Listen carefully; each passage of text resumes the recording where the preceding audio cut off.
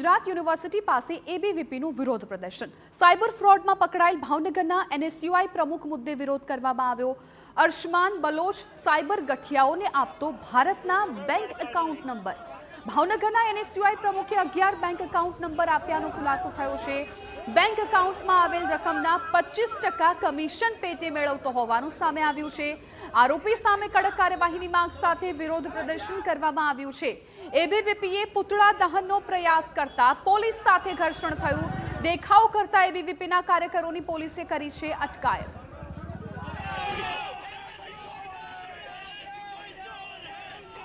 તો ભાવનગરના એનએસયુઆઈના જે પ્રમુખ છે તેમનું નામ સામે આવ્યું છે। તેઓ સાયબર ગઠિયાઓને બેંક એકાઉન્ટ નંબર આપતા હતા અને આ મામલે મોટી છેતરપિંડી થવાની પણ આશંકાઓ વ્યક્ત કરવામાં આવી રહી છે। આ સમગ્ર મામલે આજે ગુજરાત યુનિવર્સિટી પાસે એબીવીપીએ વિરોધ કર્યો હતો। એ સમયના દ્રશ્યો પણ જુઓ કે મોટી સંખ્યામાં એબીવીપીના કાર્યકર્તાઓ છે એકઠા થઈ ગયા હતા।